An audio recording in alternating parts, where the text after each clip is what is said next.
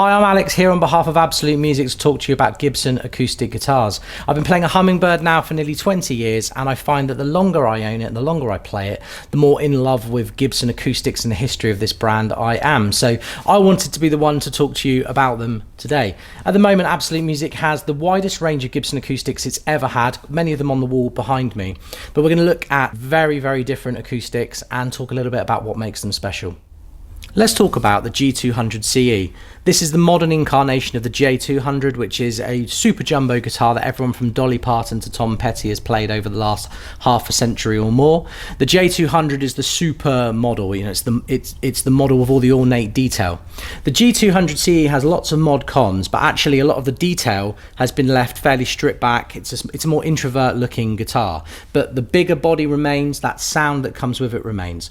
You have a Sitka spruce top with walnut back and sides. You'll notice it has here what Gibson like to call the Gibson player port, trademarked.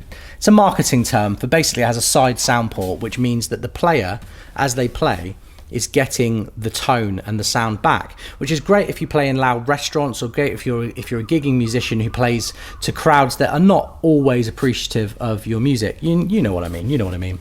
But it's a very, very cool feature, something that Gibson first did in the 60s and they've brought back now. The G200 has a slightly slimmer body than a vintage spec J200. You have a satin nitrocellulose finish with a very cool shaped pickguard, and I really like these side mounted dots that go all the way to the edge of the fingerboard, but you can still see them in their full glory as you look down the neck. You've got closed gear Grover Rotomatic tuners. This guitar is a gigging musician's dream. You've got the LR Baggs Element system, which is a fantastic professional level pickup. The guitar itself does everything that you would ever want from a super jumbo at a fraction of the price of a vintage spec J200. Made in Bozeman, Montana. This is the G200 CE. Let's give it a play.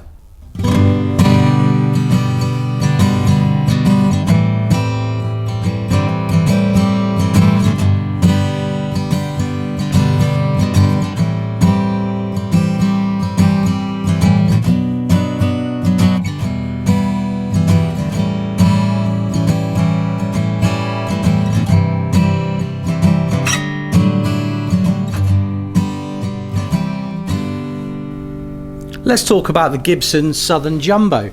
The Southern Jumbo is the sexy workhorse guitar. That's what I like to call it. If you think of the J-45, the bluesman's guitar, everyone has played a J-45 at some point and made a great record with it. But the J-45 is, it's a workman's guitar. There's no thrills, there's no binding, everything's kind of dot inlays and basic.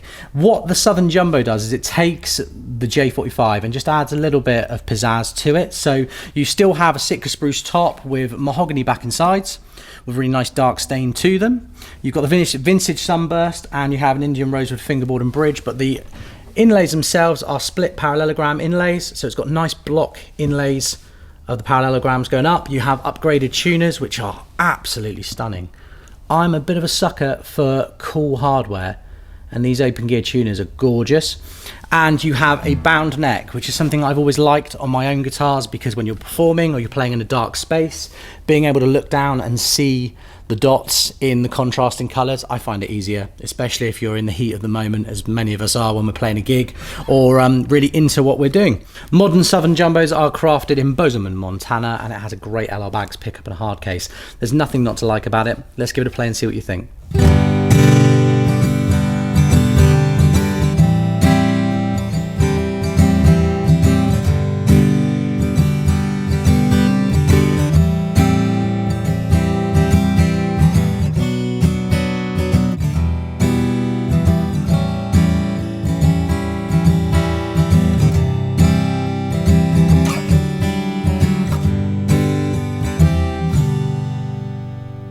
Let's talk about the Songwriter standard. This is the EC model, which has the cutaway and a pickup. Very unique pickup, actually. This has Gibson's prefix system, a very, very detailed pickup, something with a good preamp on the side so you can really adjust and dial in your sound on stage. And the Songwriter itself is a fairly modern Gibson design. First came out in 2003-ish. Someone will probably correct me in the comments, as you should. Has a solid spruce top with Indian rosewood back and sides.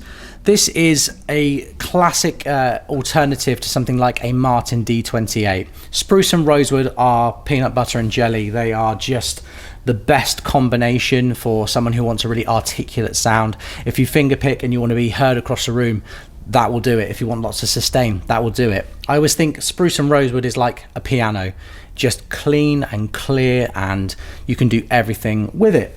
The Songwriter has some nods to tradition with the pick guard and this very, very cool, almost mustache style bridge. You have split parallelogram inlays going up the fingerboard to Grover Gold tuners. This is a sexy guitar. This is a high-end guitar if ever there was one. Let's give the Songwriter Standard a play and see what you think.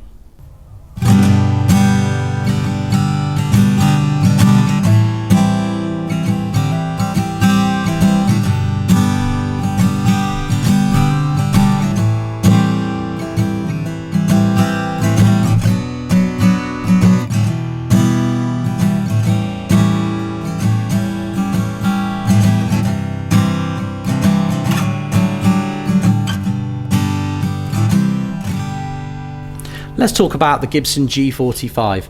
This is the entry point into the Gibson Dreadnought world in 2024. It's a J45 with modern features and a few mod cons that make it different to a vintage spec or your standard spec guitar. First of all, you have the Gibson player port, which is the most marketing term possible for a side sound port. But side sound ports are cool, man. When you're playing and you want to be able to hear it back, you really do get a kind of the depth and tone of your guitar. It's a really nice function. Gibson first did it in the 1960s, and it's funny how these things come back around. Lots of people are doing this kind of thing right now.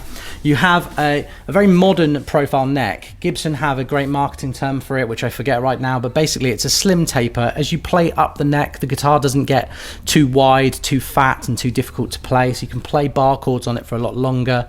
It's more comfortable in a very subtle way. You have a spruce top, Sitka spruce top with walnut back and sides, and it's a satin nitrocellulose finish that's going to age lovely. From new, it sounds very open, it sounds bright, but it has some depth and a little bit of a boisterous nature to it. Let's give the G45 a play and see what you think.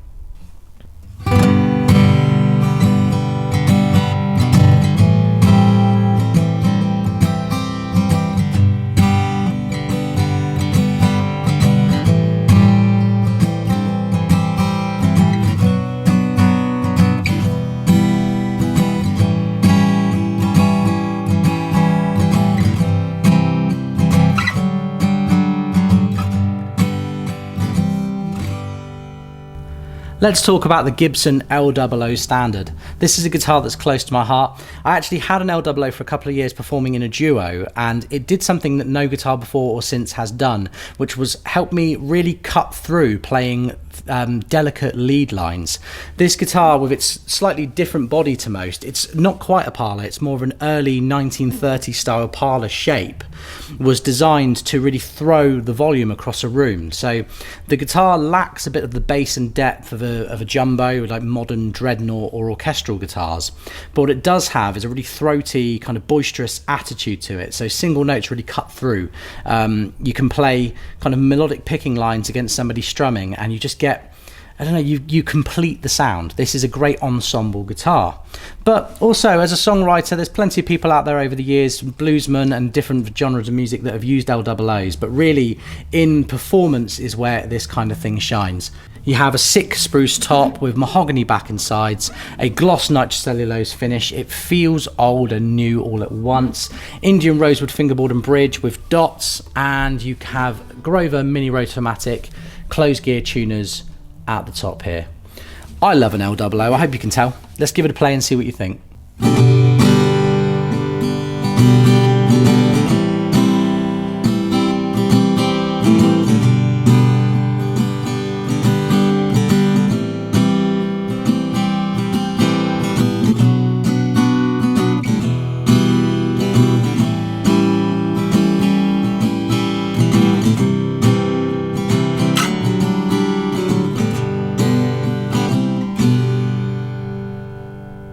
Let's talk about the Gibson G-00. The Gibson G-00 is the modern incarnation of the L-00, a guitar that came out in the 1930s. It was the original coffee house guitar, before they were really coffee houses, you know, they would have been a saloon. It's a saloon style guitar. I'm going to call this a coffee house style guitar. You have a solid spruce top, Sitka spruce top with walnut back and sides. You'll notice that there's a hole in the side. That's called the Gibson player port. The Gibson player port enables the player to get the tone of their guitar, which is a fantastic addition to something like a parlor shaped guitar. Often with a parlor style guitar, you lack some of the bass response and some of the sustain that you might get from a dreadnought, and instead you gain a lot of snap. You know, you get more projection, you get more of an immediacy, like a boisterousness to the sound.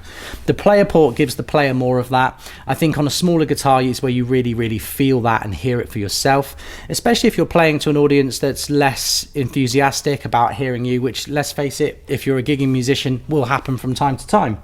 This Sitka spruce top and walnut combination is great, very similar tonally to mahogany and spruce. It's got some depth to it, it's got some texture, and the guitar itself will see you through anything. It's the kind of guitar that's going to grow with you. Let's give it a play and see what you think.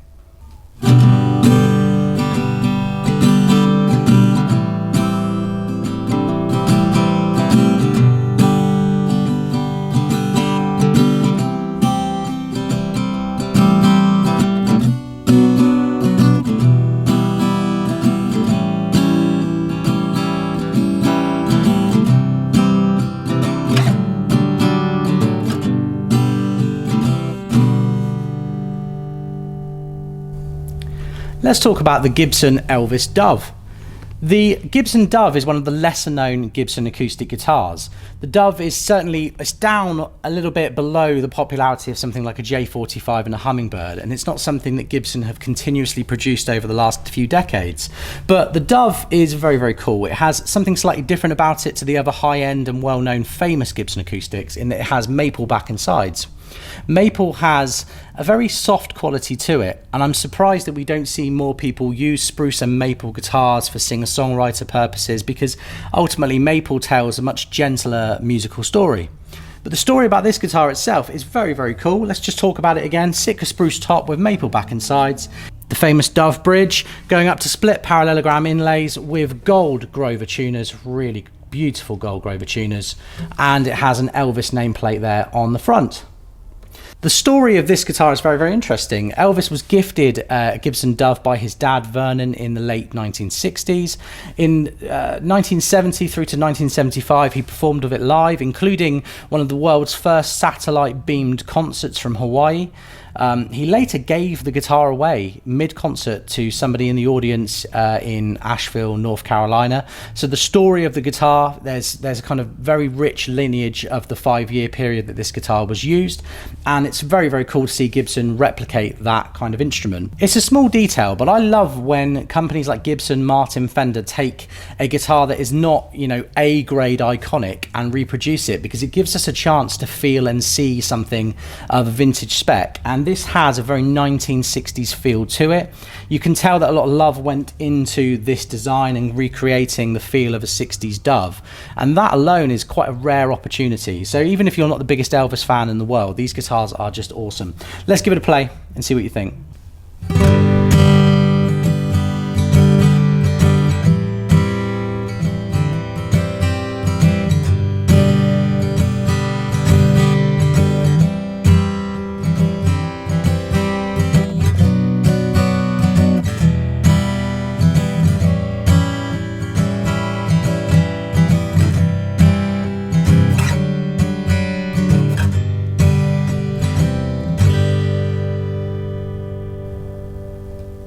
Let's talk about the Gibson SJ-200.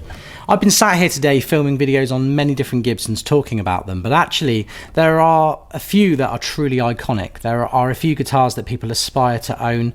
They are right at that tippity top of the mountain, the thing where you're like, one day I'm going to own an SJ-200, and that's what this guitar is. It has a solid Sitka spruce top, and where it differs to many is you have this gorgeous quilted maple back and sides. It's not the only guitar in the range that has maple back and sides, but it's definitely the one most famous. Everyone from hundreds of country musicians through to Noel Gallagher to your uncle have used an SJ-200 at some point. It's the biggest sounding, it's the deepest sounding. The maple back and sides make it mellow, they make it complex. There's not another acoustic guitar in this room I'm sat in, which has nearly 150 guitars in it, that sounds quite like an SJ-200. It's aspirational for a reason. There's a few details about it that you don't see on other Gibson models. First of all, you have the true moustache bridge, just a gorgeous piece of decadent innovation from somebody at Gibson back in the day. You have the pick guard. These pick guards take hours to make. At the NAMM show a few years ago, Gibson had a man hand painting and hand cutting these. There's detail, there's artistry involved in these pick guards. You've got these King style inlays, I forget their name, but they look cool and you don't see them on many models. The neck itself is maple, which feels softer, feels different to a mahogany neck. It's not something you see on many things. And then you have these deluxe Clouson tuners with the perloid buttons that have been aged. They look fantastic. The SJ-200 is my aspirational guitar. Is it yours? Let's give it a play and see what you think.